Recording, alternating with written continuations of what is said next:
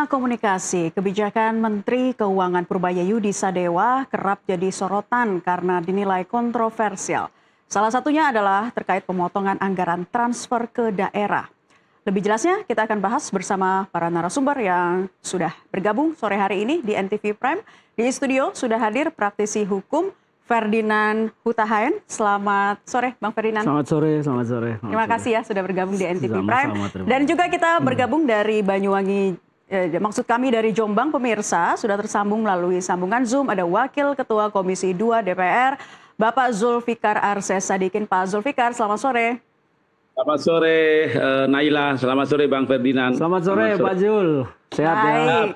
Ya, kita akan sama-sama ya membahas mengenai polemik ini nih ke Bang Ferdinand dulu nih. Kalau Anda melihat ya dari kebijakan yang dikeluarkan Menteri Purbaya begitu, ini menuai polemik dari sejumlah kepala daerah. Nah, Anda menyorotinya seperti apa, Bang?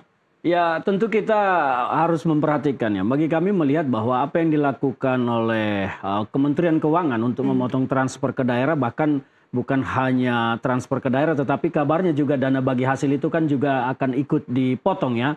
Padahal dana bagi hasil itu kan sudah ada undang-undangnya, Undang-Undang Nomor 1 Tahun 2022. Diatur di sana pembagiannya antara pusat dan daerah. Tapi itu pun kabarnya akan juga kena potong. Nah, yang kemudian kita lihat di sini dan soroti adalah alasan dari Menteri Purbaya mengatakan di satu sisi mengatakan bahwa dana mengendap, tapi di satu sisi mengatakan nanti akan dievaluasi kalau anggaran negara penerimaan pajak naik ya tentu akan dinaikkan. Artinya kalau saya melihat di sini memang alasan pokok utama adalah soal kesulitan fiskal dari APBN kita untuk berbagi antara pusat dan daerah, di mana akhirnya pemerintah pusat yang punya program besar dari Pak Prabowo harus diamankan oleh Menteri Keuangan. Maka daerah yang menerima akibatnya. Kita sih melihat kebijakan ini sah-sah saja, tetapi yang paling penting adalah jangan sampai daerah kemudian menjadi konflik, menjadi kemelut di internal Pemda-Pemda, karena saya mendengar banyak alasan dan saya juga komunikasi dengan banyak kepala daerah.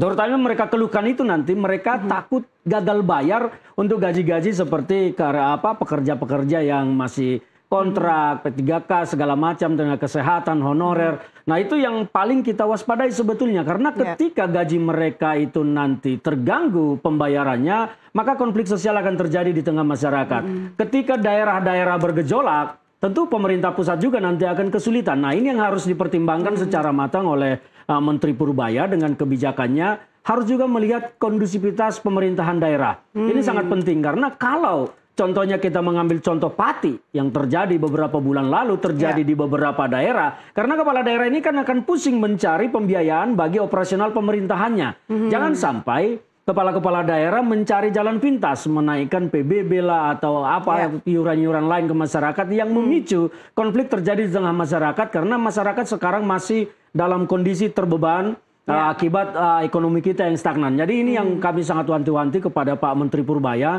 Jangan sampai di daerah itu nanti terjadi gejolak sosial akibat dari kebijakan ini.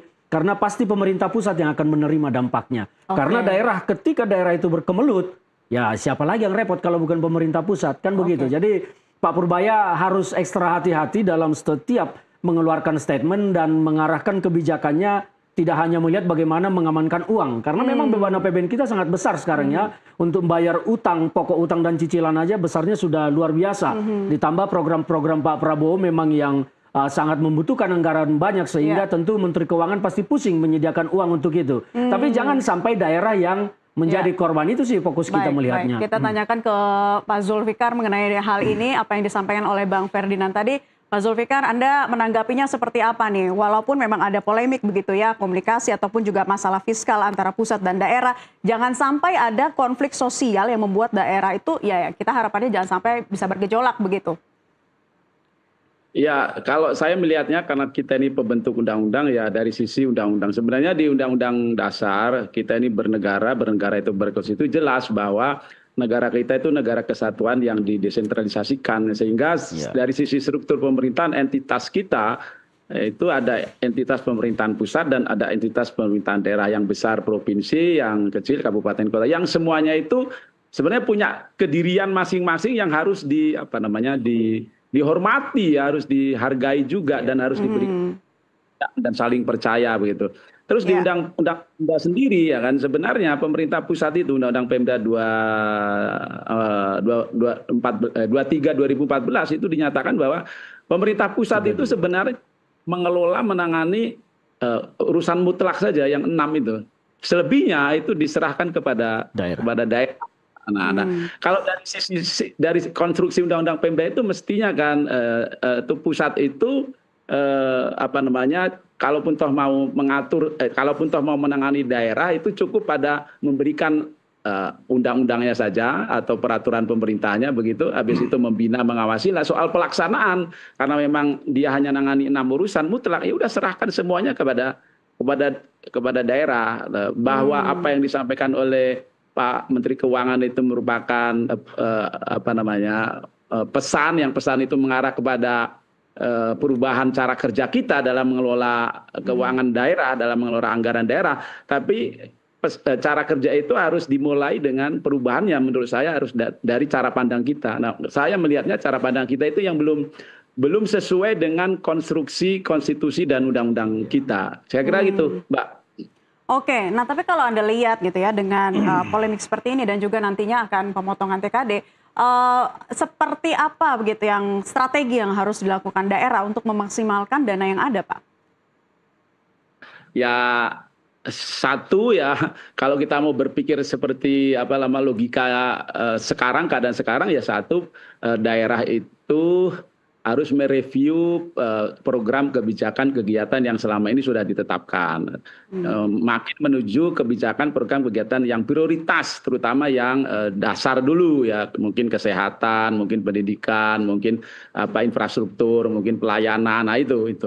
Lalu yang berikutnya juga kita perlu mengoptimalkan sumber-sumber keuangan daerah yang ada. Sebenarnya kan walaupun di dalam undang-undang pajak dan restitusi daerah termasuk undang-undang KPD itu kita diberikan sumber-sumber keuangan dan menurut saya ke depan itu masih kurang sumber-sumber keuangan itu, tapi dengan keadaan sekarang ya kita perlu optimalkan, maksimalkan. Dengan cara apa? Satu ya caranya optimalisasi penerimaan. Jangan lagi ada kebocoran. Lalu habis itu yang kedua ya efektivitas pengeluaran. Tadi yang seperti saya bilang itu ya, efektivitasnya. Mana sesungguhnya yang memang program kegiatan itu memberikan solusi bagi kebutuhan masyarakat, menyelesaikan masalah yang dihadapi oleh masyarakat gitu. Terus yang berikutnya kita juga bisa mengoptimalkan dari sumber keuangan daerah yang lain, misalnya kerjasama dengan swasta begitu. Semua daerah itu pasti punya potensi.